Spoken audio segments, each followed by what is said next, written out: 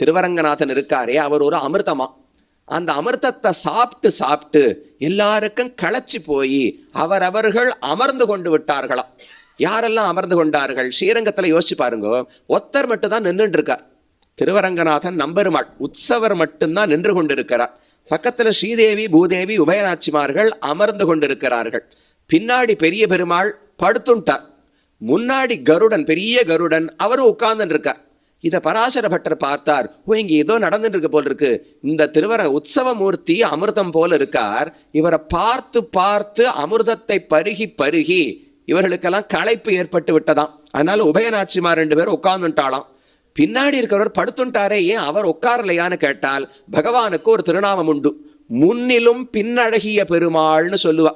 முன் அழகை விட பகவானுடைய தோள் எல்லா கோவில்களையும் நீங்க போய் சேவிக்கலாம். தேவப்பெருமாளுக்கு நன்னாவே சேவிக்கலாம், பாசாய பெருமாளுக்கு உண்டு.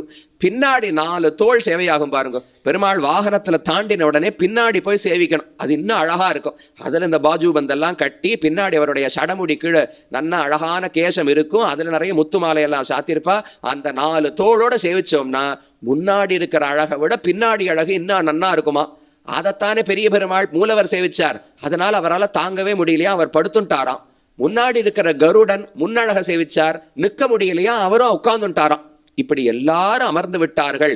இவர் மட்டும் நின்றுட்டே இருக்காரே, இவர் உட்காரலையானால் பின்னாடி எல்லாரும் பழிச்சா இவர் எதற்கு? விஸ்வஸ்மை திஷ்டமானம், உலகத்தில் அனைவருக்கும் நான் காப்பாளன், நான் ரக்ஷகன்னு காட்டிக்கொண்டு நிற்கிறாராம். சரணம் அசரணாக ரங்கராஜம் பஜாமகா.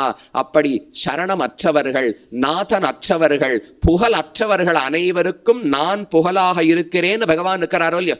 எல்லாரும் களைப்படைந்தாலும் தான் களைப்படையாமல் இருந்து நான் பொது நின்ன பொன்னன்கழல், உலகத்தில் அனைவருக்கும் நான் புகழ் என்று பகவான் காட்டுகிறார்.